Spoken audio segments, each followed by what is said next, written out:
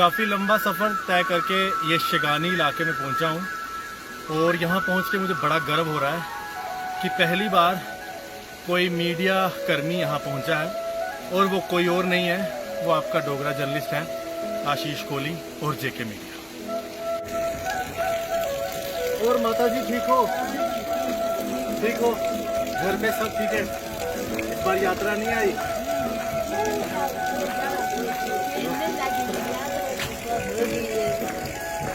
नहीं आ रहा?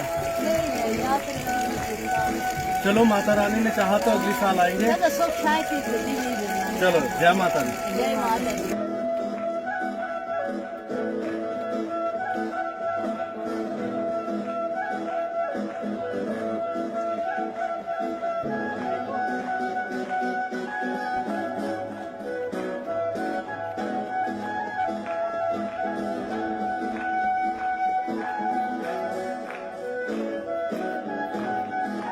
नमस्कार जी, आप ठीक है? बहुत अच्छी जगह घर है आपका, पहाड़ों में। अच्छा,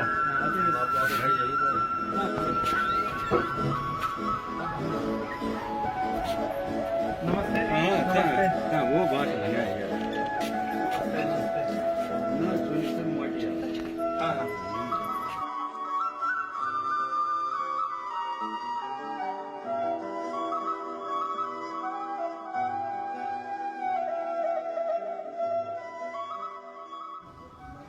कई बार कुछ कहानियां दिल में घर कर जाती हैं।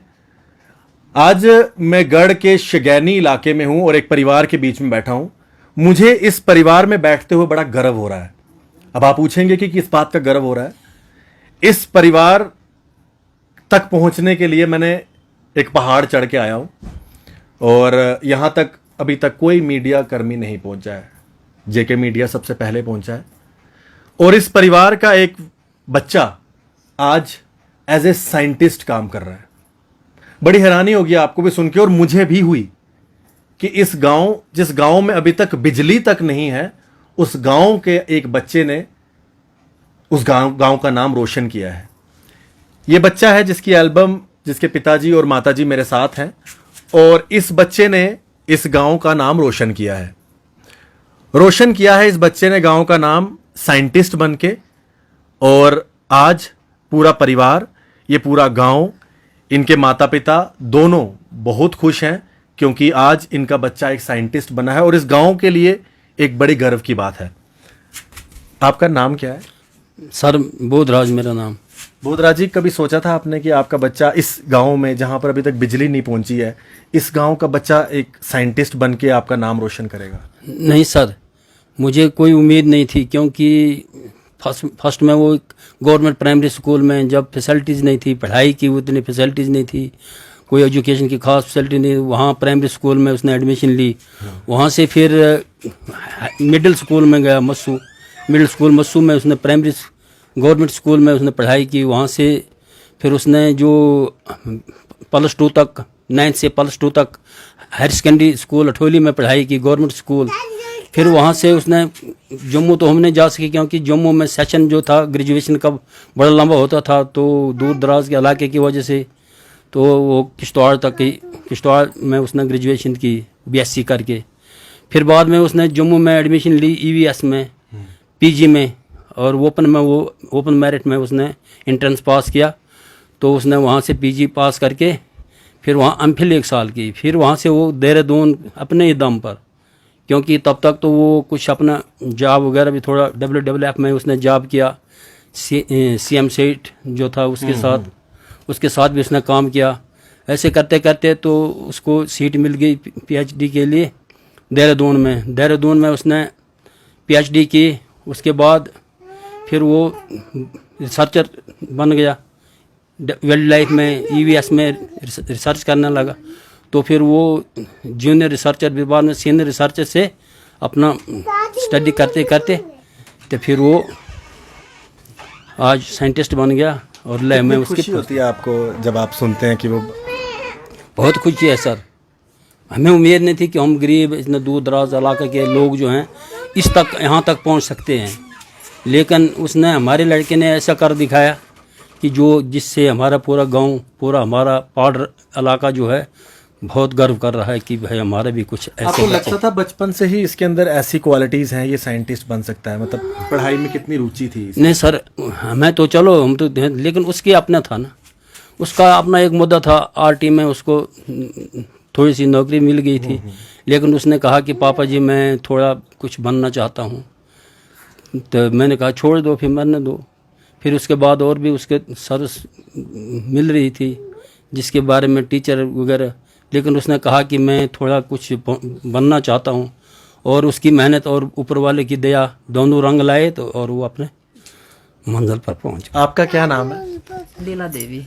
लीला जी, कितनी खुशी होती है आपके बच्चे ने इतना नाम रोशन किया? हाँ जी, खुश तो है। हाँ, खुशी है। तो यहाँ पर जो बाकी गांव के लोग आपसे, महिलाएं बात करती होंगी, कभी बात करती हैं कि आपके बच्चे ने बड़ी तरक्की की है? करते हैं जी, कहते हैं, कहते हैं कि आपके बच्चा बहुत दूर पहुंच गया, आपके बच्चे को बहुत कमाई की, बहुत पढ़ाई की, अपने दम से उसने बहुत जगह पर पहुंच गया। आप एक छोटे से गांव में रहते हैं, आपका बच्चा साइंटिस्ट है, कितना मतलब आपने कभी सोचा था कि आपका बच्चा इतना दूर पहुंच जाएगा? नहीं नहीं जनाब, नहीं सोचा था कि यहाँ पहुंचेगा।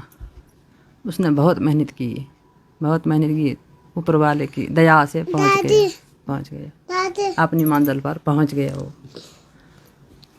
ये तो खुश। अंकल, बाकी बच्चों से आप क्या कुछ कहना चाहेंगे? जो बच्चे कई बार कहते हैं सब कुछ होने के बावजूद भी हम पढ़ाई नहीं कर सकते, हम आगे नहीं बढ़ सकते, कुछ सर कहना देखो, एजुकेशन मेरा जॉब था, एजुकेशन डिपार्टमेंट में रहा, तो वहाँ भी हम बच्चों को यही प्रेरणा देते थे कि कुछ बनो, है ना ठीक। जो आपके सीनियर हैं उनसे सीखो, मेहनत करो, मेहनत करके कुछ बनो।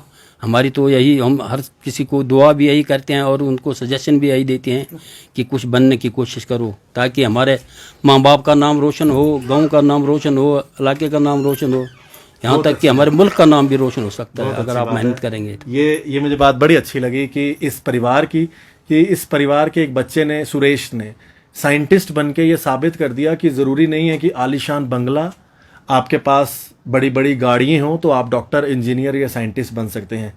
आपने देखा रास्ता इस गांव में आने का, जो मैंने आपको पहले दिखाया कि किस तरह से मैं भी एक पहाड़ चढ़कर इस घर तक पहुंचा हूं।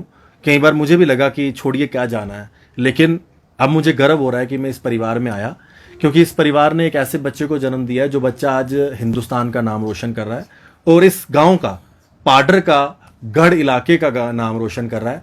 मैं एक बार फिर से, देश के कोने कोने में जो लोग इस वीडियो को देख रहे हैं, ये वीडियो एक प्रेरणा का स्रोत है।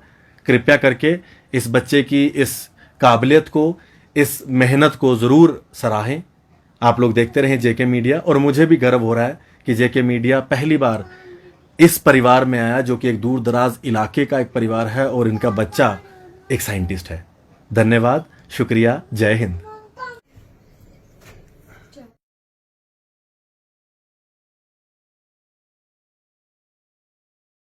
ठीक है, बहुत बहुत शुक्रिया। बहुत तकलीफ थी इतने दूर आने की सर, आता नहीं ना है ना कोई मीडिया वाला, तो मैंने सोचा चलो मैं तो चलूं। चलो सर, बहुत बहुत शुक्रिया। शुक्रिया, शुक्रिया माता जी, जय माता दी, जय माता दी।